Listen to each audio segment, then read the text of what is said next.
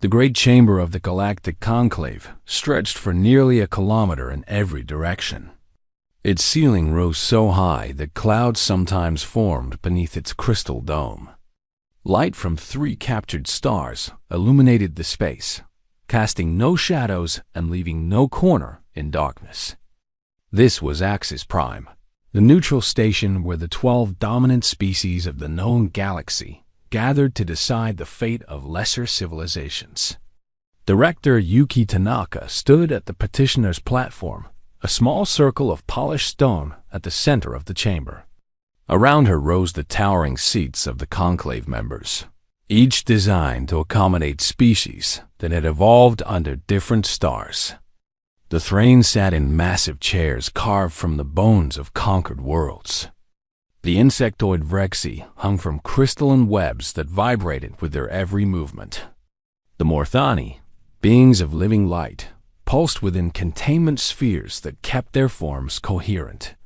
Tanaka was 53 years old, small by human standards, and dressed in a simple gray suit that made no attempt to impress. She had served Earth's diplomatic corps for 27 years, and she understood something that younger diplomats often forgot. When you are weak, you do not pretend to be strong. You simply wait. The human delegation thanks the conclave for this opportunity, she said. Her voice carried perfectly through the translation systems that converted her words into 12 different languages simultaneously. Earth requests associate membership in this body, with all the rights and responsibilities that status entails. She touched a control on her wrist, and holographic displays appeared throughout the chamber, showing images of human achievements. Colony worlds with green forests and blue oceans. Space stations orbiting distant stars. Ships moving through the darkness between worlds. In the century since first contact, humanity has established 3 colony worlds and contributed significantly to universal translation protocols. Our merchants trade fairly with 17 species. Our scientists have shared discoveries in medicine, agriculture, and stellar cartography. We believe we have demonstrated our commitment to peaceful coexistence. The display changed to show Earth's defensive fleet. 47 ships arranged in formation, their hulls gleaming in the light of Sol. Our defense force stands ready to contribute to collective security efforts, Tanaka continued. We ask only for the opportunity to prove ourselves worthy partners in. Laughter interrupted her. It began with the Thrain delegation. High Sovereign Kethral, ruler of an empire spanning 800 worlds, leaned forward in his chair and let out a sound that his translators rendered as deep amusement. He was massive, even by Thrain standards, his scales the deep purple of royalty, his forearms thick with muscle that had been engineered for war across 1,000 generations. 47 ships, he said, and the translation systems carried his words to every corner of the chamber. 47 ships, and the humans speak of contributing to collective security. Other species joined the laughter. The Vrexy clicked their mandibles in a rhythm that indicated mockery. The Morthani dimmed their light forms, a gesture of contempt that needed no translation. Even the normally reserved Keleth allowed themselves expressions of amusement. Tanaka stood silent at the center of the chamber, her face showing nothing. High Sovereign Kethral raised one of his 4 hands, and the laughter gradually faded. Perhaps Director Tanaka does not understand the scale of what she proposes. Allow me to educate her. He gestured, and his own holographic display appeared. The Dominion of Thrain maintains 18,000 vessels of war. The smallest of these could destroy your entire fleet without losing a single crew member. The largest. The image shifted to show a ship so massive it dwarfed the planets it orbited, could render your homeworld uninhabitable in less than 1 rotation. We are aware of the Dominion's military capabilities. Tanaka replied calmly. And yet you come here speaking of partnership? Of contribution? Kethral's amusement was giving way to something harder. You humans have existed as a spacefaring species for barely a century. The Thrain were building warships when your ancestors were still learning to make fire. We have conquered more worlds than you have words in your primitive language. The Dominion's history is well documented, Tanaka agreed. Then you understand your position. You are not partners. You are not contributors. You are a minor species that has somehow avoided extinction long enough to reach the stars, nothing more. He looked around at the other Conclave members, ensuring he had their attention. I move that Earth be granted observer status. Let them watch how a real civilization conducts itself. Perhaps in another 10,000 years, they will be ready for something more. The vote was quick. 11 of the 12 species supported the motion. Only the Pelori abstained, and they were known for abstaining from everything. Observer status. Tanaka had read the Conclave's records. In 40,000 years of galactic civilization, no species granted observer status had ever been elevated higher. It was a designation reserved for those too weak to matter, but too irritating to destroy. The Conclave would ignore humanity, and humanity would be expected to be grateful for the privilege of being ignored. Earth accepts observer status, Tanaka said, and thanks the Conclave for its consideration. More laughter followed her as she walked from the chamber. Her aide, a young man named Marcus Webb, fell into step beside her as she entered the corridor leading to the human diplomatic vessel. That was brutal, he said quietly. That was expected. They didn't even let you finish the presentation. The cultural exchange programs, the scientific partnerships, the trade agreements. They were never going to listen, Marcus. They decided what we were before I opened my mouth. Tanaka continued walking, her pace unhurried. To them, we're insects. Clever insects, perhaps, but insects nonetheless. You don't negotiate with insects. You don't partner with them. You either ignore them or step on them. So what do we do? They had reached the airlock of the diplomatic vessel. Tanaka paused, her hand on the entry pad. We do what humans have always done when facing extinction. We adapt. We prepare. We wait. For what? For them to make a mistake. The ship's interior was modest by Conclave standards, a crew of 12 simple quarters, basic amenities. Earth couldn't afford the ostentatious displays that other species used to project power. Every resource was needed elsewhere. Tanaka sat in her cabin as the ship undocked from Axis Prime, watching through the viewport as the massive station receded into the distance. Other vessels moved around it, warships and merchant craft from a dozen species, each one larger and more powerful than anything humanity could build. 47 ships. She smiled slightly at the memory of Kethral's mockery. He wasn't wrong about the numbers. Earth's public defense fleet was exactly as small and weak as he believed. It was designed to be. She opened a secure terminal and composed a message to Earth Defense Command. The encryption protocols were ones that officially didn't exist, developed by scientists whose names appeared in no public record, transmitted through channels that the Conclave's best technicians would never detect. Diplomatic integration unlikely, she typed. Conclave attitude consistent with all previous assessments. Thrain leadership particularly hostile recommend increased monitoring of their frontier activities. All indicators suggest they will move against our colonial holdings within the next standard year. She paused, considering her next words carefully. Recommend continued implementation of quiet protocol. Our apparent weakness has been noted and will be exploited. This is acceptable. Continue preparations for Phase 3. She sent the message and closed the terminal. Marcus appeared at her door. Director? The Vrexy ambassador has requested a private meeting. She says she has information that might interest us. What kind of information? She didn't say, but she emphasized that it would be unofficial. No records, no witnesses. Tanaka considered this. The Vrexi were rivals of the Thrain, constantly maneuvering for advantage in the complex web of conclave politics. They had no love for humanity, but they had even less love for anyone who might threaten their position. Tell her I'll meet her at the secondary airlock in 1 hour. And Marcus? Make sure our sensors are recording everything, even if we tell her they're not. Yes, Director. Alone again, Tanaka looked out at the stars. Somewhere out there, hidden in the dark spaces between systems, things were being built. Weapons that operated on principles the Conclave had never imagined. Ships that could move through space in ways that violated everything the galaxy's scientists believed possible.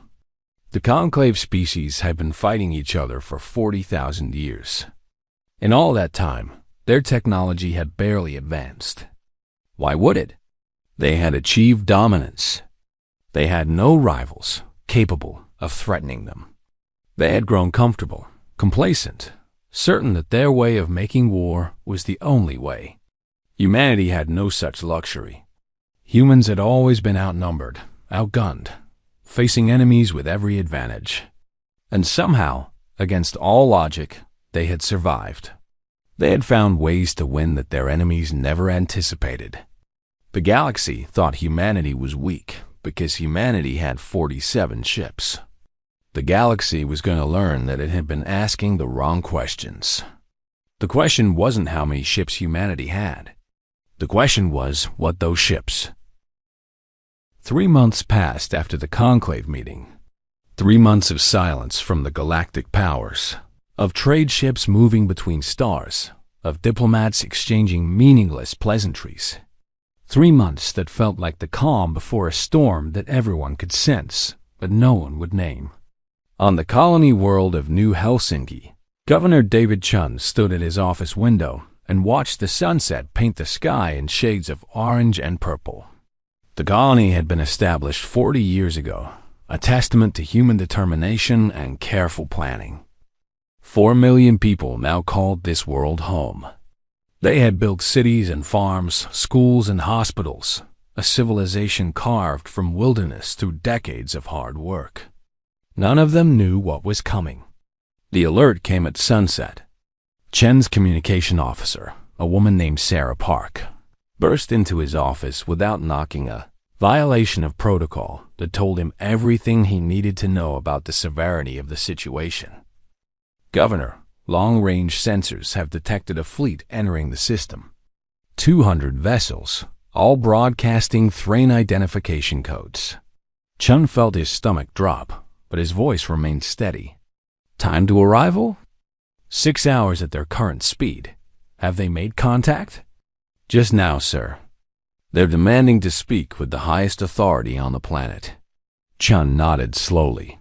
He had known this day would come. Earth's intelligence services had been warning about Thrain aggression for months. He had hoped foolishly, perhaps, that it would come later, that there would be more time to prepare. Put them through. The holographic display on his desk flickered to life, showing the face of a Thrain officer. Fleet Marshal Dreth was his name, according to the intelligence files Chun had studied. A veteran of a dozen campaigns against lesser species, known for his efficiency and his cruelty. I am Fleet Marshal Dreth of the Dominion of Thrain, the alien said. His voice was deep and carried the confidence of someone who had never lost a battle. I speak with the authority of High Sovereign Kethfrau himself. I am Governor David Chun of New Helsinki. How may I help you? Fleet Marshal. You may help yourself by listening carefully, human. The Dominion has determined that your presence in this sector of space is an insult to Thrain sovereignty. You will correct this insult by surrendering all human colonial holdings to Dominion control. Your people will accept vassal status and serve the greater glory of the Thrain Empire. Chun kept his expression neutral. And if we decline, then the 4 million humans on this world will be cleansed. Your colony will be reduced to ash. Your name will be forgotten, and your species will learn that there are consequences for defying the Dominion. I see. And what is the timeline for this decision? You have one planetary rotation, 26 of your hours. After that time, we will begin the cleansing, whether you have responded or not. Dreth's mouth twisted into something that might have been a smile. I suggest you use the time wisely, Governor. Convince your people to accept their new place in the galaxy. It will be easier for everyone. The transmission ended. Chun stood motionless for a long moment, processing what he had just heard. 26 hours. 4 million lives hanging on whatever decision he made in the next day. Sarah, get me a secure line to Earth Defense Command. Priority Alpha. The connection took 3 minutes to establish 3 minutes that felt like 3 hours. When the screen finally showed a familiar face, Chun allowed himself a small breath of relief. Admiral James Morrison was 72 years old, with gray hair and eyes that had seen more than their share of hard decisions. He commanded Earth's public defense fleet, and he was one of only a handful of people who knew about the other things humanity had built. Governor Chun, we've been monitoring the situation. Then you know what we're facing, Admiral. 200 Thrain warships, and we have nothing here that can stop them. You're right that you can't stop them. But that's not your job, Governor. Your job is to keep your people calm and trust that Earth has not forgotten them. What does that mean, Admiral? In practical terms, what should I be doing? Morrison's expression softened slightly. Evacuate non-essential personnel to the deep shelters. Maintain communication with the Thrain fleet. Do not provoke them, but do not surrender. Above all, wait. Wait for what? For us to handle this. You have my word. Governor New Helsinki will not fall. The connection ended, and Chun was left alone with his thoughts. Trust that Earth has not forgotten them. Easy words to say from the safety of Earth. Harder to believe when 200 warships were bearing down on your world. But what choice did he have? He turned to Sarah Park, who had remained silent throughout the exchange. Begin evacuation procedures for the civilian population. Priority the children and essential medical personnel. Everyone else moves to secondary shelters. Yes, Governor, sir. What did Admiral Morrison mean? What's Earth going to do? I don't know. But I've known James Morrison for 20 years, and I've never heard him make a promise he couldn't keep. The next 20 hours passed in organized chaos. Millions of people moved through evacuation routes that had been planned but never tested at this scale. Schools emptied. Hospitals transferred patients to underground facilities. Families gathered what belongings they could carry and descended into shelters carved from the bedrock of their new home. Throughout it all, the Thrain fleet moved closer. Chun watched their progress on the planetary defense display, 200 red dots crawling across the darkness toward his world. At hour 20, Fleet Marshal Dreth made contact again. I see you have begun evacuating your population, Governor. A wise precaution, but ultimately futile. Your shelters will not protect you from Dominion weapons. They will simply become tombs. We have 6 hours remaining in your timeline, Fleet Marshal. Perhaps you would prefer to wait until it expires before making threats. I tire of waiting. Your species has wasted enough of my time already. Dreth gestured to someone off-screen. As a demonstration of what awaits those who defy the Dominion, we will now destroy your orbital agricultural platform. Consider it a preview of your future. Chun's blood ran cold. The agricultural platform housed over 300 workers. Without warning, without time to evacuate. Fleet Marshal, there are people on that station. There were people on that station, Dreth corrected. In approximately 30 seconds, there will be debris. The display shifted to show the orbital platform, a graceful structure of interconnected modules that had taken 5 years to build. Thrain weapons fire converged on it from multiple directions. The station vanished in a flash of light. 300 humans, Dreth said calmly. A small number compared to what will follow if you do not comply. You now have 6 hours to make your decision, Governor. Use them wisely. The transmission ended. Chun stared at the display, at the expanding cloud of debris that had been a station full of living people just moments ago. 300 dead. Murdered without warning, without hesitation, as casually as someone might swat an insect. Governor, Sarah Park said quietly, we're receiving another transmission. Priority code I've never seen before. From Earth? Yes, sir. It's marked for your eyes only, with a classification level that doesn't exist in our system. Chun moved to his private terminal and entered his personal codes. The message that appeared was short, just 2 words, followed by a string of numbers that meant nothing to him. Stand firm? He read it 3 times, trying to understand what it meant. Stand firm against 200 warships? Stand firm while his people died? What could Earth possibly be planning that would make any difference against such overwhelming force? Somewhere in the darkness beyond the Thrain fleet, a sensor officer named Keth noticed something strange. A gravitational fluctuation, brief and subtle, in a region of space where nothing should exist. Sir, he reported to his superior, I'm reading an anomaly at coordinate 774. Possible sensor malfunction. The superior officer barely glanced at the reading. Run a diagnostic on your equipment. We're 6 hours from cleansing a human world. I don't have time for ghost signals. Yes, sir. Keth ran the diagnostic. The equipment showed no faults. He looked at the empty space where the anomaly had appeared and felt something he couldn't quite name. Not fear, he was Thrain, and the Thrain feared nothing. But something. He dismissed the feeling and returned to his duties. In his office on New Helsinki, Governor Chun looked up at the sky, now dark with the coming night. Somewhere up there, 200 warships waited to destroy everything he had helped build. And somewhere else, he had to believe this, had to trust in the word of people he had never met. Something was coming to stop them. He just had to stand firm long enough to see it. 6 hours. In 6 hours, he would know whether humanity had a future, or whether the Thrain were right about everything. He returned to his work. There was nothing else he could do. The deadline passed in silence.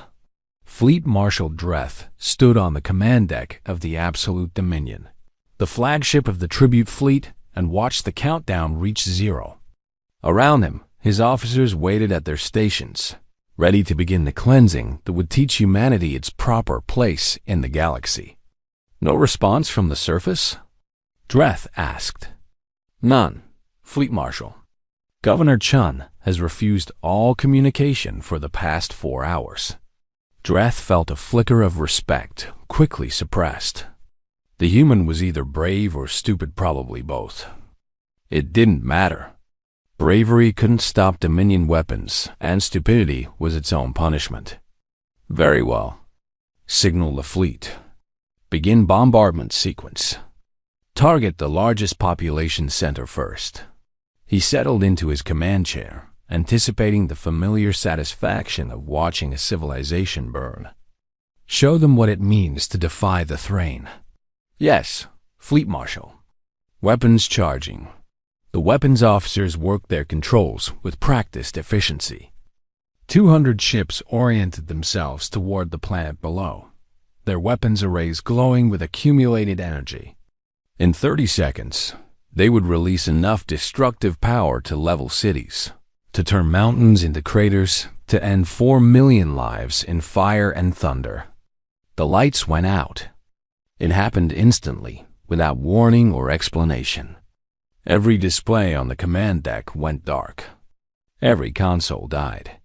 The constant hum of the ship's power systems fell silent, leaving only the sound of confused officers calling out in the sudden darkness. What is happening?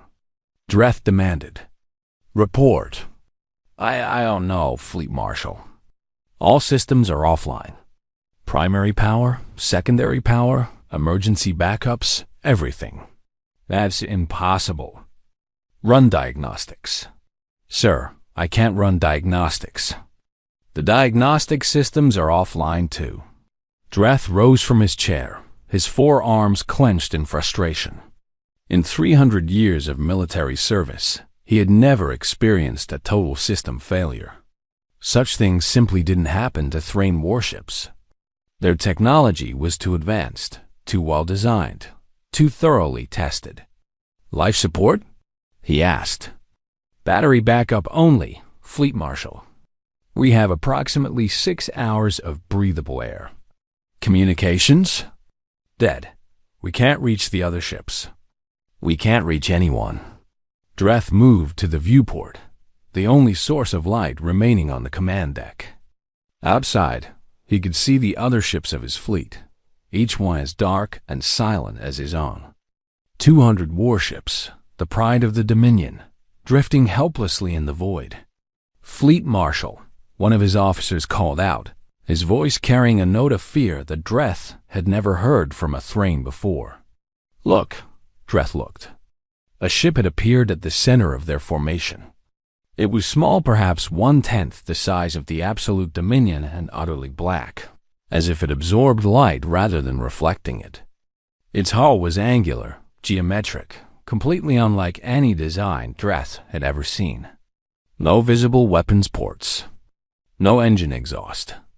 Nothing that explained how it had arrived without being detected. That's a human ship, someone said. Impossible. Human ships can't. The communication system crackled to life. Just the communication system, nothing else.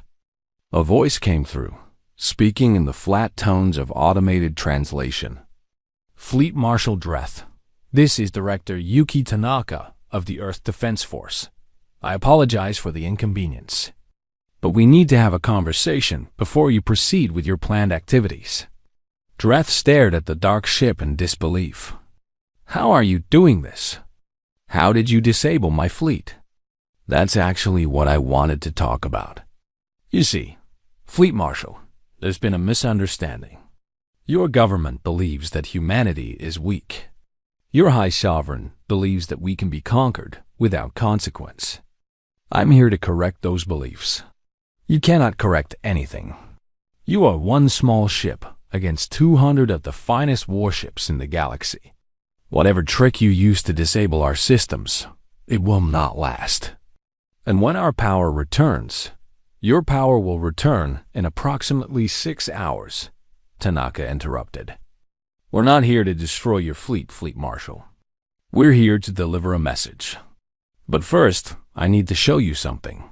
The communication system projected a holographic display somehow, impossibly, projecting an image into a ship that had no power for such things.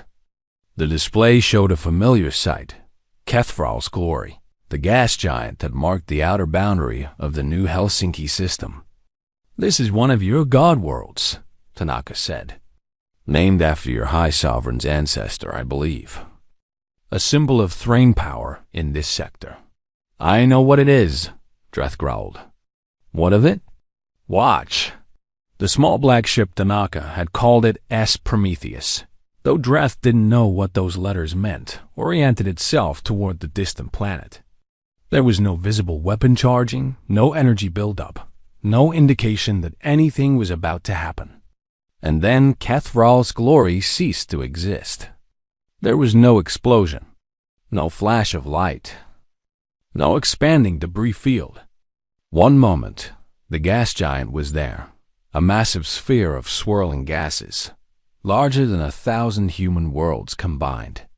The next moment, it was simply gone, its mass scattering into an expanding cloud of particles that were already dispersing into the void. Dreth felt his legs weaken. He gripped the edge of a console to keep himself standing. That's not possible, he whispered. I understand your confusion, Tanaka replied. Your scientists will tell you that destroying a planet requires more energy than a star produces in a year. They're correct by their understanding of physics. But Fleet Marshal, your understanding of physics is 40,000 years old. You've been so dominant for so long that you stopped asking questions. You stopped looking for better ways. You assumed that because your technology was superior to everyone else's, it was the best that could exist. What?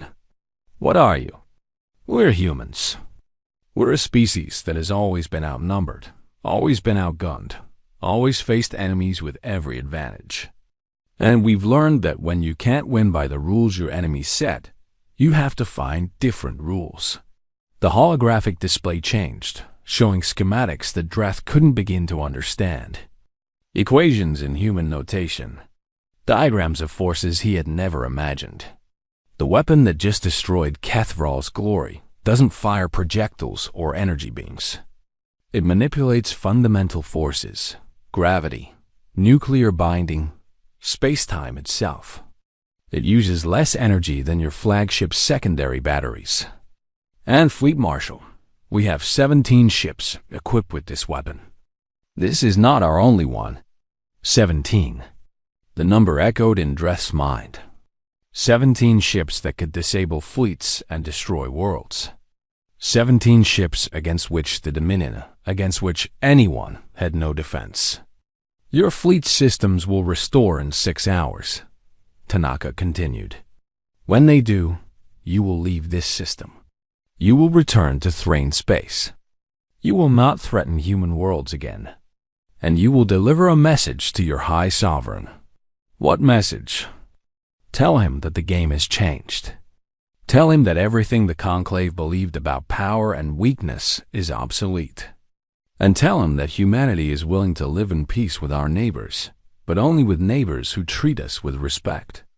If the Thrain choose to be enemies, we will respond accordingly. The choice is yours. Dreth's mind raced through possibilities, looking for some advantage, some way to turn this situation around. But there was nothing. His ships were helpless. His weapons were useless. Everything he had believed about the galaxy had been proven wrong in a single moment. Why? He finally asked. You could destroy us right now. Why show mercy? Because we're not monsters, Fleet Marshal. Because we remember what it's like to be afraid, to be small, to face enemies who wanted to wipe us from existence. We built these weapons to survive, not to conquer. We have no interest in ruling your worlds or subjugating your people. We just want to be left alone. The High Sovereign will not accept this. He will see it as weakness. Perhaps. But he'll have to think carefully about how he responds. Because the next time a Thrain fleet threatens a human world, we won't disable your ships and let you go home. We'll do to your homeworld what we just did to Kethral's glory. And then we'll do it to every world that supports your war effort. We'll keep doing it until there are no Thrain left to threaten anyone. Tanaka's voice softened slightly. We don't want that, Fleet Marshal. We really don't. But we will do it if you give us no choice. So please, for the sake of both our peoples, convince your High Sovereign to choose peace. The holographic display faded. The communication system went silent. Dreth stood alone in the darkness of his command deck, surrounded by officers who had never known defeat, staring at the small black ship that had just rewritten the rules of galactic civilization. For the first time in his 300 years of life, he knew what it was to be truly afraid. 6 hours later, the power returned. The Thrain fleet came back to life, systems rebooting, weapons recharging, engines warming up. But no one gave orders to attack. Fleet Marshal Dreth ordered his ships to withdraw. They moved slowly at first, as if expecting some trick, some trap. When nothing happened, they accelerated, fleeing the new Helsinki system at maximum speed. On the planet below, Governor Chun watched them go. The evacuation had been suspended. People were emerging from their shelters, looking up at the sky, not quite believing that they were still alive. Sarah Park stood beside him, her face pale with exhaustion and relief. What happened up there, Governor? What did Earth do? Chun shook his head. He had received only one message during the 6th emergency session of the Galactic Conclave was the first in 300 years. The great chamber on Axis Prime, which normally held the measured debates of ancient civilizations, now echoed with barely controlled panic. Representatives of all 12 dominant species had gathered within hours of receiving Fleet Marshal Dreth's report. Some had traveled through jump gates from the far edges of the galaxy. Others had abandoned important negotiations and ceremonial functions. All of them had come because they understood that something fundamental had changed. High Chancellor Vrex Thani of the Vrexy Swarm was the first to speak. Her clicking mandibles translated into sharp, precise syllables. We have confirmed Fleet Marshal Dreth's report through independent observation. The planet designated Kethral's glory no longer exists. Our sensors detected its destruction from 3 sectors away. The energy signature was unlike anything in our records. Impossible, someone shouted from the Morthani delegation. The crystalline beings were pulsing with agitated light. Our scientists have analyzed the data. Destroying a gas giant would require more energy than— Your scientists are wrong, Vrex Thani interrupted. Or rather, they are working with incomplete understanding. The humans have developed something new, something we cannot explain. The chamber erupted in argument. 40,000 years of accumulated knowledge, and no one could explain what they had witnessed. Species that had conquered interstellar travel, that had built megastructures around stars, that had engineered their own evolution across countless generations, all of them reduced to confusion by a single demonstration from a species they had dismissed as insects. High Sovereign Kethral sat in his elevated chair, silent and still. He had not spoken since the session began. His forearms were crossed over his chest, his scales darkened with suppressed rage. The planet that bore his ancestor's name had been erased from existence, and he had no way to avenge the insult. Finally, he rose to his feet. Enough. The single word cut through the chaos like a blade. The chamber fell silent. We waste time arguing about what we have seen. The humans have a weapon we cannot counter. That is the reality we face. He looked around at the gathered representatives, seeing fear in every face. The question is, what do we do about it? Surrender, a Keleth diplomat suggested quietly. Accept their terms. If they have 17 of these weapons, as Director Tanaka claimed, the Thrain do not surrender, Kethral growled. Then, what do you propose, High Sovereign? Your fleet, the largest in the known galaxy, was rendered helpless by a single human vessel. Your god world was destroyed with less effort than it takes to fire a standard weapon. What option do you have except surrender? Before Kethral could respond, a new voice entered the chamber. Perhaps I can help clarify the situation. Director Yuki Tanaka walked to the petitioner's platform, the same spot where she had been laughed at just 3 months earlier. She was wearing the same simple gray suit, carrying herself with the same quiet composure. The Conclave guards moved to intercept her, but Vrex Thani raised a limb to stop them. Let her speak. I want to hear what the humans have to say. Tanaka nodded her thanks and turned to address the assembly. First, I want to acknowledge that recent events have been dramatic. The destruction of Kethral's glory was not something we did lightly. We understand that it was a significant cultural symbol for the Thrain people, and we regret any distress it may have caused. Distress? Kethral's voice was barely controlled. You destroyed a world named for my bloodline, and you speak of distress? Yes, High Sovereign. We do. Because despite what you may believe, we are not your enemies. We don't want war with the Thrain or with anyone else. We have no interest in conquest, no desire for empire, no ambition to rule the galaxy. Then why? The Morthani representative asked. Why build such terrible weapons if not to conquer? Tanaka was quiet for a moment, gathering her thoughts. May I tell you a story? It's about human history, something you probably haven't studied. since we're such a young and unimportant species. No one objected, so she continued. 600 years ago, by our calendar, humanity was confined to a single planet. We had no space travel, no knowledge of other civilizations, nothing but our own world and each other. And in that time, we nearly destroyed ourselves. Multiple times. We built weapons of terrible power, not as terrible as what we have now, but terrible enough. We pointed them at each other. We came within minutes of ending our own species. She paused, letting the words sink in. We learned something from that experience. We learned that weapons don't make you safe. They don't guarantee survival. The only thing that keeps a civilization alive is the wisdom to know when not to use its power. Pretty words, Kefrel said. But you use your power against us. We used our power to prevent you from committing genocide against 4 million innocent people. And we used it in the least destructive way possible. Your fleet is intact. Your crews are alive. We could have destroyed everything, and we chose not to. That was the point of the demonstration. The point? To show you that we have the power to destroy you, and we choose not to exercise it. To show you that strength doesn't have to mean cruelty. To give you a chance to make a different choice. Director Tanaka stepped forward, her voice taking on a harder edge.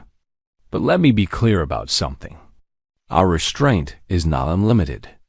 If the Thrain or any other species attacks human worlds again, we will respond with overwhelming force. We have 17 Prometheus-class vessels, each capable of what you witnessed at Kefral's glory. We have more under construction. And we have other weapons that we have not yet revealed. The chamber was absolutely silent. We don't want to use them. We really don't. We would rather trade with you, learn from you, share what we've discovered with the galaxy. We would rather be partners than enemies. But we will not be victims. We will not be slaves. We will not be cleansed. She produced a small device from her pocket and placed it on the petitioner's platform. A holographic document appeared above it, a dense legal text in multiple languages. This is a proposed mutual non-aggression treaty. Under its terms, all conclave species will withdraw from human-claimed space. We will not expand beyond our current boundaries for 100 years. During that time, any attack on human territory will be considered an act of war and will be answered with annihilation, not proportional response. Annihilation. You're asking us to accept you as equals, Rexthani observed. I'm asking you to accept reality. 3 months ago, you laughed at our 47 ships. Now you know that those ships were a distraction, a facade designed to make you underestimate us. The galaxy has changed, whether you accept it or not. The only question is whether you change with it or get destroyed trying to preserve the old order. Tanaka looked directly at High Sovereign Kefrel. You've ruled through fear for 40,000 years. You've conquered and enslaved and destroyed because you could. Because no one was strong enough to stop you. Now someone is strong enough. So what will you do? Kefrel met her gaze. In his eyes, she could see the struggle pride warring with survival, tradition battling reality. He had been raised to believe that the Thrain were the greatest civilization in the galaxy. Everything in his culture, his education, his entire worldview told him to reject what this human was saying. But he had seen the reports. He had watched the recordings of Kefral's glory dissolving into nothing. He knew what would happen to his worlds, his people, his legacy, if he chose wrong. I need time, he finally said. Time to consult with my advisors. Time to consider the implications. Of course. Tanaka's voice softened. We're not asking for an immediate decision. The treaty document will remain available for review. We hope you'll choose peace, but we'll be ready either way. She turned to leave, then paused at the edge of the platform. One more thing. I know many of you are already thinking about ways to steal our technology, to develop countermeasures, to find some weakness you can exploit. I won't insult you by pretending otherwise. But I'll tell you what I told Fleet Marshal Dreth. We've been preparing for this moment for 60 years. We've thought about every scenario you might imagine, and many you haven't. We're not bluffing, and we're not overconfident. We're just survivors, and survivors learn to be very, very careful. She walked out of the chamber, leaving 12 species to contemplate a future they had never imagined. The debates continued for hours after Tanaka left. Some species argued for immediate acceptance of the treaty. Others demanded more time to study the situation. A few, the more desperate or the more foolish, suggested secret attacks, assassination attempts, anything that might eliminate the human threat. But as the hours passed, the reality became clear. The galaxy had changed. The old order was dying. And humanity, small, young, insignificant humanity, had just become the most powerful force in the known universe. High Sovereign Kethral returned to his throne room that night, surrounded by advisors who had no advice to give and generals who had no strategies to offer. He sat in silence for a long time, staring at the stars through his chamber window. Somewhere out there, human ships waited in the darkness, ready to destroy everything if he gave them reason. For the first 6 months passed after the conclave meeting. 6 months of tense negotiations, quiet preparations, and careful maneuvering. The galaxy held its breath, waiting to see what would happen next. Most species signed the treaty. The Vrexi were first, followed quickly by the Morthani, the Caliph, and half a dozen others. They had done the calculations, considered the risks, and decided that survival was more important than pride. High Sovereign Kethral did not sign. He told his advisors that surrender was impossible. He told his generals that the Thrain had never bowed to any power and never would. He told himself that there must be a way to win. There was always a way to win, if you were strong enough and clever enough and willing to pay the price. In secret, he reached out to other species who shared his defiance. The proud, the angry, the desperate. He offered them an alliance, a coalition of those who refused to accept the new order. Together, they would find a way to strike at humanity before it was too late. 7 species answered his call. Together, they controlled over 60,000 warships, the largest combined fleet in galactic history. Surely, Kethral reasoned, even the humans couldn't be everywhere at once. If they struck simultaneously at all human worlds, some attacks would succeed. Humanity would be crippled, and the natural order would be restored. The coalition fleet assembled in secret, far from prying censors and suspicious observers. 60,000 ships, crewed by warriors who had been promised glory and revenge. They had trained for this moment. They had prepared for every contingency. What they hadn't prepared for was being expected. The fleet jumped into human space on a carefully chosen morning, emerging at coordinates that should have brought them within striking distance of Earth itself. Instead, they found themselves surrounded. 17 black ships waited for them, arranged in a perfect sphere around the coalition's arrival point. They were tiny compared to the warships they faced, barely visible against the darkness of space. But every officer in the coalition knew what those ships could do. For a long moment, no one moved. 60,000 ships hung motionless, their weapons charged, their crews waiting for orders that didn't come. Then, Director Tanaka's voice came through on all channels. Fleet Admiral Kethral. I wish I could say I was surprised.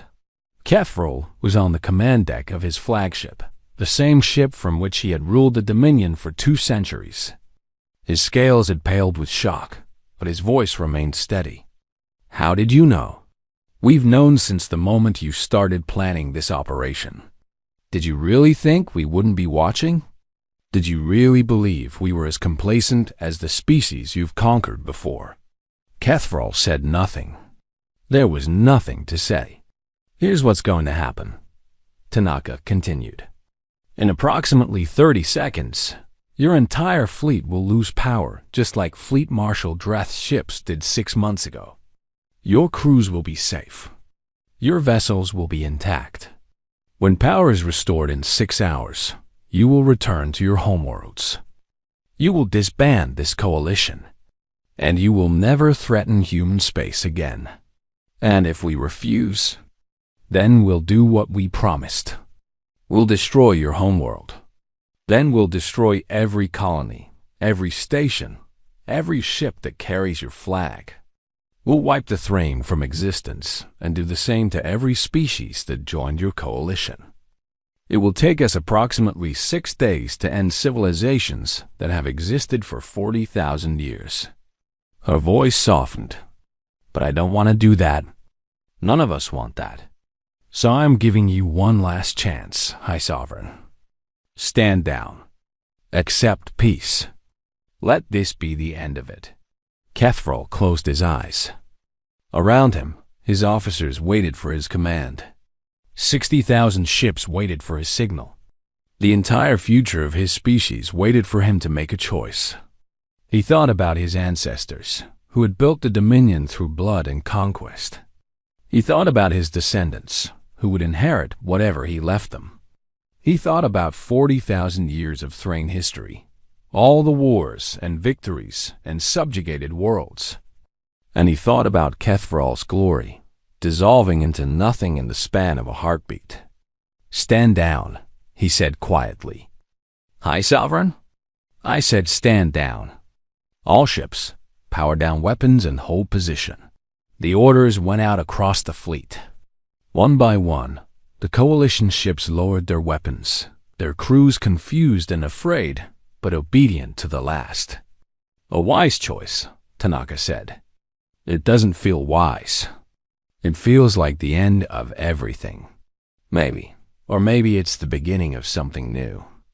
Empires rise and fall, High Sovereign. That's the nature of the universe. But the species that built those empires, they can survive if they're willing to adapt. The Thrain have never adapted. We've always conquered. Then perhaps it's time to learn. The power cut happened exactly as Tanaka had promised. 60,000 ships went dark, drifting helplessly in the void. For 6 hours, the greatest military force the galaxy had ever assembled was as vulnerable as newborn children. And humanity chose not to harm them. 1 year later, Director Yuki Tanaka sat in her office on Earth, reading a document that would have been unthinkable just 2 years before. It was a formal request from the Provisional Government of the Thrain Republic, the successor state to the Dominion, formed after Kethfrol was removed from power by his own people. They wanted to open diplomatic relations with Earth. They wanted to trade. They wanted to learn. Her aide, Marcus Webb, stood by the window, looking out at the city that had changed so much since the revelation of the Prometheus fleet. Do you think it will last? Tanaka considered the question. I don't know. 40,000 years of galactic civilization, built on conquest and fear, doesn't disappear overnight. There will be setbacks. There will be those who try to restore the old order. There will be conflicts and misunderstandings, and probably more violence. That's not very optimistic. It's realistic. But here's the thing. Marcus, for the first time in 40,000 years, the galaxy is asking different questions. Not just, how do we conquer? Or, how do we survive? But what comes next? What does civilization look like when the strongest power in the galaxy chooses restraint instead of domination? She stood and joined him at the window. Outside, human ships moved through the sky, not warships but cargo vessels, passenger craft, exploration ships heading to new frontiers. The world had changed, but life went on. We had a choice, she said. When we built the Prometheus ships, we had a choice. We could have used them to conquer the galaxy, to make ourselves rulers of everything. Some people wanted that. They said it was the only way to be truly safe, to ensure that no one would ever threaten us again. But we didn't. No, we chose something harder. We chose to be strong enough to destroy anyone who attacked us, but wise enough not to attack anyone who left us alone. We chose to offer mercy to enemies who wouldn't have shown us any. We chose to believe that the galaxy could be better than it had been. Marcus was quiet for a moment. "Do you think it will work?" Tanaka smiled, a rare expression for her, one that softened the years of diplomatic strain written on her face. "I think we've done something no one has done in 40,000 years. We've made the strong pause and think. We've made the cruel consider mercy. We've shown the galaxy that power doesn't have to mean destruction." She returned to her desk and picked up the Thrain request, reading it one more time. "Will it work? I don't know. But it's a start. And sometimes, Marcus, a start is all you need." Outside, the sun was setting over Earth, the small blue world that had defied a galaxy, not through force alone, but through the harder path of restraint.